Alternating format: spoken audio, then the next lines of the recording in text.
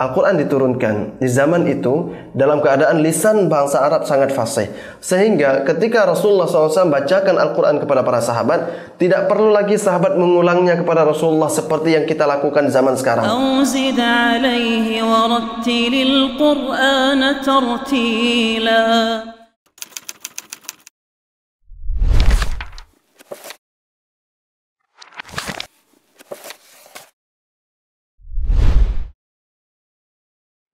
Bismillah, Assalamualaikum warahmatullahi wabarakatuh. Alhamdulillahi wassalatu wassalamu ala ashrafil anbiya'i wal mursalin wa ala alihi wa ashabihi wa man tabi'ahum bi ihsanin ila yaumiddin, amma ba'd. Para pemirsa, azzani Allah wa iyyakum jami'an. Alhamdulillah, kita memasuki episode kali ini akan mengupas atau mengulik sejarah perkembangan dari ilmu tajwid. Taib. Sejatinya atau seharusnya bagi kita semuanya yang ingin belajar suatu ilmu apapun untuk mengetahui terlebih dahulu latar belakang ataupun sejarah dari pembentukan ilmu tersebut, sehingga kita dengan mengetahui sejarahnya kita akan mengetahui untuk apa kita mempelajarinya, apa tujuannya. Nah, kenapa ilmu itu dirumuskan di awal kali? Nah, dengan kita mengetahui itu, kita pun akhirnya termotivasi untuk mempelajarinya. Habibati fillah, azani Allah wa iyyakum jami'an. Ilmu tajwid yang ada di hadapan kita semuanya di negara kita di Indonesia ini berkembang di 10 tahun terakhir. Adapun 10 tahun sebelumnya kurang lebih kita mempelajari Al-Quran, sekedar mempelajari Al-Quran, kita tahu tajwid hanya sekedarnya saja. Tidak sampai mendalam seperti yang sekarang disebarkan, digaungkan oleh banyak asatidz yang memang berfokus di tajwid Al-Quran dan qiraah Al-Quran Karim. Dan Masya Allah, Alhamdulillah. Jadi negara kita termasuk yang tertinggal di dalam ilmu ini sebenarnya. Tapi kita bersyukur kita masih sadar. Maka kita dapatkan banyak dari orang tua, banyak dari kalangan kita yang mungkin sudah usia 30, 40, 50 baru kemudian baru sadar. Maka bersyukur untuk anak-anak yang sadar akan ilmu tajwid zaman sekarang. Marilah kita bersama-sama berkenal dengan ilmu ini. Pada generasi pertama disebut sebagai generasi talaqi wal musyafahah. Generasi yang langsung bertemu dengan Rasulullah dan belajar langsung dari pengucapan Rasulullah SAW. Generasi pertama, generasi al-awwalun, generasi para sahabat. Adalah generasi di mana Rasulullah SAW langsung yang mentalqin bacaan Al-Quran. Rasulullah langsung yang menyampaikan wahyu yang diturunkan kepadanya kepada para sahabatnya, dan mereka tidak membutuhkan teori tajwid. Di zaman itu, di zaman awal Islam berkembang atau awal Islam disyariatkan, adalah zaman di mana bangsa Arab saat itu meninggi-ninggikan bahasanya atau berlomba-lomba di dalam memperbagus, memperindah bahasa Arabnya, sehingga seseorang yang fasih bahasanya, seorang yang baligh dalam susunan katanya, fasih dalam lisannya, dia akan memiliki tempat maqam tersendiri seperti itu. Diberikan tempat tersendiri untuk mempengaruhi orang. Misalnya kalau di dalam peperangan diajak hanya untuk memotivasi orang. Kemudian mereka berlomba-lomba di dalam membuat syair-syair yang indah, di dalam kefasihan lisannya. Makanya Al-Quran turun sebagai tahaddi, ya, untuk kaum di saat itu.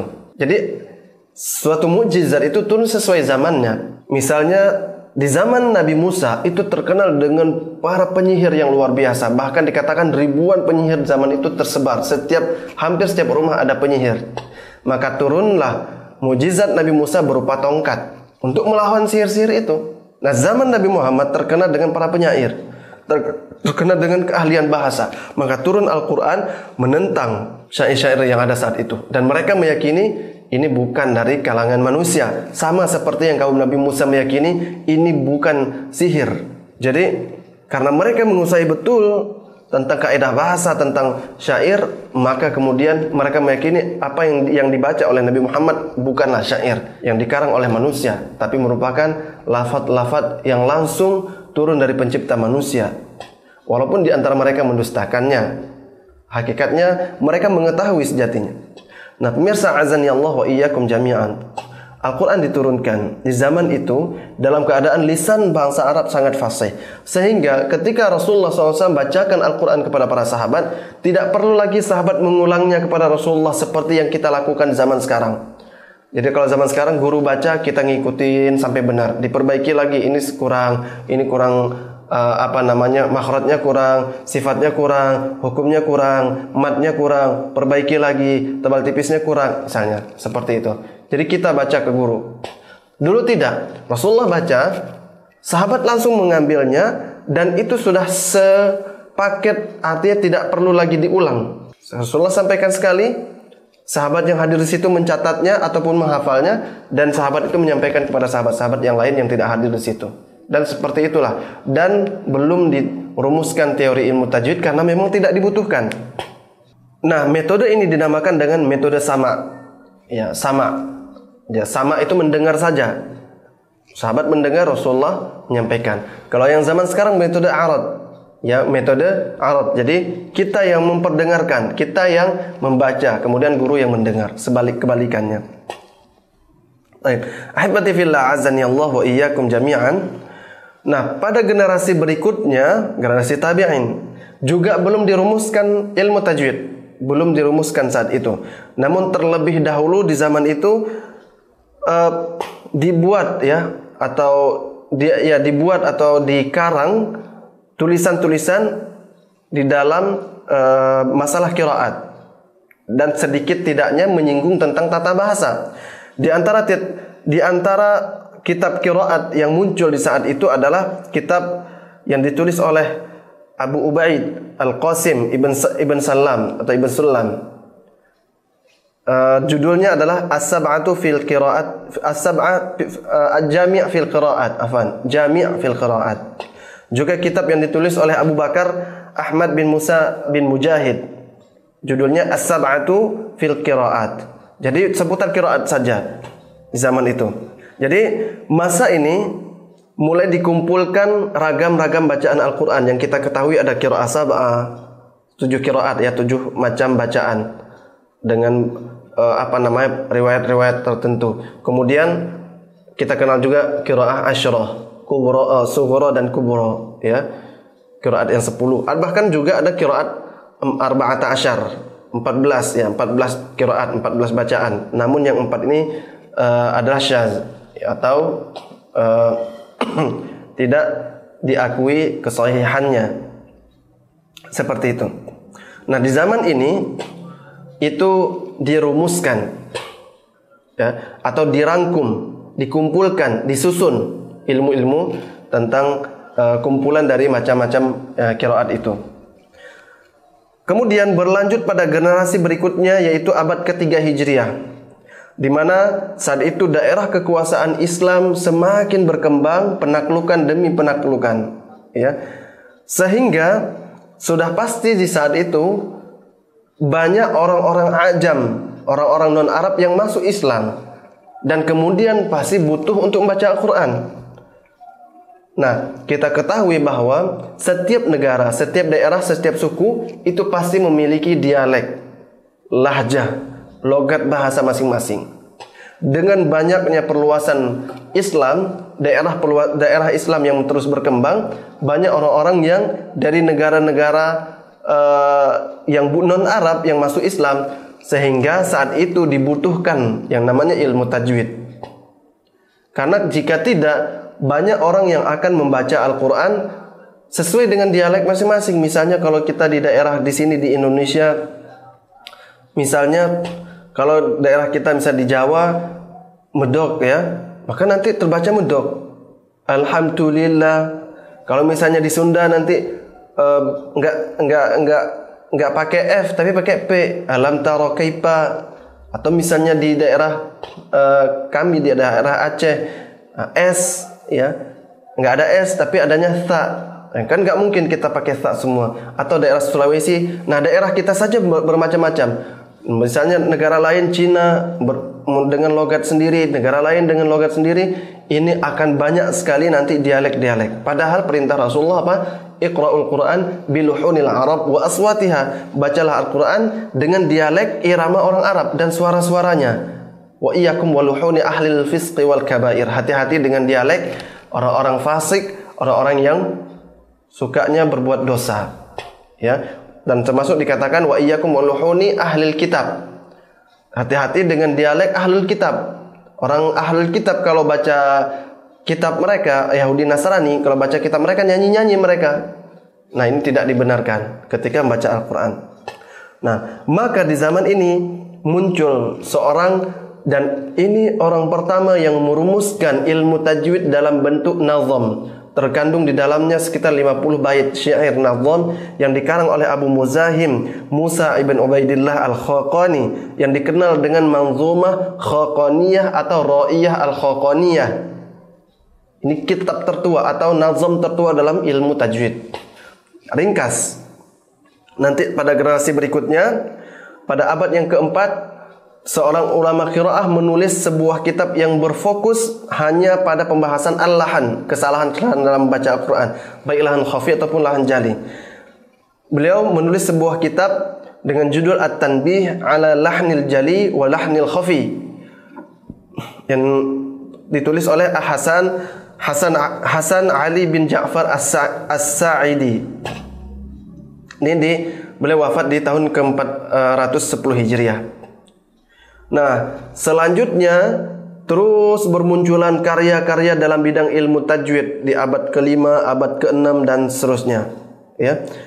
Jadi kalau kita flashback sedikit, nanti di abad kedua juga sedikit tidaknya membahas ilmu tajwid, kita membahas juga tentang kefasihan lisan, yaitu tentang bagaimana memfasihkan lisan. Maka dalam memfasihkan lisan setidaknya membutuh komponen. Yang pertama itmamul harokat, menyempurnakan harokat. Yang kedua makharijul huruf. Yang ketiga sifatul huruf. Yang keempat minimal tafkhim tarqiq. Ini minimal untuk memfasihkan lisan. Nanti sebelum masuk ke tajwid. Nah, di dalam ilmu ini pun ada ulama-ulama yang berfokus di bahasa. Sebenarnya ulama bahasa, bukan ulama qiraah, bukan ulama tajwid, bukan ulama Quran, tapi ulama bahasa yang kemudian merumuskan tentang makharijul huruf. Kita kenal Al-Khalil bin Ahmad Al-Farahidi, tahun 170 Hijriah wafatnya. Beliau menulis kitab Ain, Kitabul Ain. Di dalamnya ada bab makharijul huruf yang kemudian diadopsi menjadi pelajaran di bab awal dalam mempelajari ilmu tajwid dalam rangka untuk memfasihkan lisan, makharijul huruf, sifatul huruf dan seterusnya. Jadi sejatinya ini ilmu bahasa, kemudian diadopsi ke dalam ilmu membaca Al-Quran juga, karena dibutuhkan, jauh lebih dibutuhkan kefasihan di dalam baca Al-Quran ketimbang ketika berbicara. Nah, kemudian masuk ke generasi ke-7 atau abad ke-7, masuk di abad ke-7, di sini muncullah seorang Imamul Huffaz wa Hujjatil Qurra, seorang imam besar dalam bidang qiraah, seorang imam besar dalam ilmu tajwid. Beliau adalah yang kita sebutkan biografinya pada episode sebelumnya, Al-Imam Muhammad ibn Muhammad Al-Jazari, yang kita kenal dengan Ibnul Jazari. Al-Imam Ibnul Jazari ini merupakan generasi akhir dan juga merupakan generasi baru dalam pengembangan ilmu tajwid.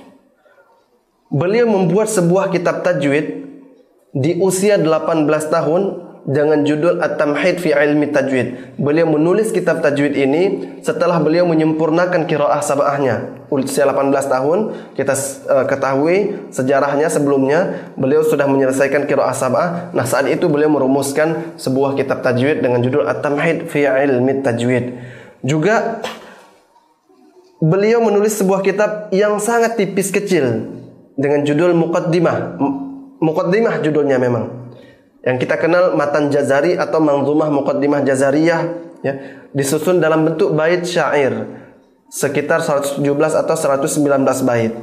Nah, beliau juga menulis kitab-kitab yang lainnya seputar ilmu tajwid dan juga seputar ilmu Al-Quran, terutama dalam bidang qiraat. Kita tahu bahwa beliau punya karya lebih dari 90 karya dalam semua bidang, baik itu bidang Al-Quran, hadis, bahasa dan lain-lain.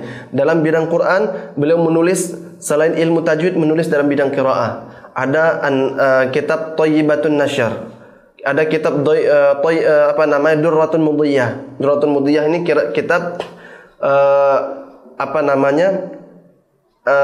untuk kita mempelajari qiraat asyrah sughra, menyempurnakan dari kitab Matan Asy-Syatibi, kitab qiraah sab'ah ditambah dengan 3 qiraat di Durratun Mudiyah jadi 10. Jadi beliau menggabungkan dari Matan Asy-Syatibi dan ditambah 3 jadi 10. Nah, nanti dikembangkan lagi, lebih besar lagi, lebih banyak lagi, dikumpulkan semua jalur-jalurnya, semua perawinya menjadi qiraah asyrah kubra di kitab An-Nashr fi Qiraatil Ashr, atau yang kita kenal dengan Matan Thaibatun Nashr. Dan ini menjadi induk di dalam mempelajari qiraat. Di dalam ilmu tajwid ada tadi Matan At-Tamhid fi ilmi tajwid, ada Matan Muqaddimah. Nah, Matan Muqaddimah ini pada generasi terakhir terdapat lebih dari 10 ulama yang menjelaskan tentang Matan Muqaddimah Jazariyah itu.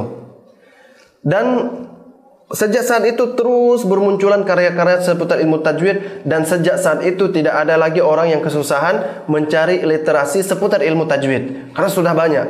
Semua ulama mulai terus mengembangkan ilmu tajwid dan tadi Al-Imam Ibnul Jazari dan juga ulama-ulama sebelumnya sudah menaruh kerangka-kerangkanya. Terus berkembang, dan bahkan di negeri kita di Indonesia pun kita dapatkan banyak kitab-kitab tajwid yang ditulis. Dan itu semuanya pada dasarnya semua kitab tajwid itu sama. Pembahasannya sama, nun sukun, mim sukun, sama semua, mat dan seterusnya. Hanya saja semua kitab ini ditulis berdasarkan sudut pandang si penulis. Salah satunya adalah kitab yang berada di hadapan Anda sekalian. Ditulis berdasarkan sudut penulis yang menurut si penulis ini insya Allah memudahkan orang lain atau orang yang membacanya untuk mempelajarinya. Wallahu a'lam bishawab. Demikianlah sekilas sejarah singkat perkembangan ilmu tajwid yang akan kita pelajarin bersama. Walillahi alhamdu wal minnah. Wassalamualaikum warahmatullahi wabarakatuh.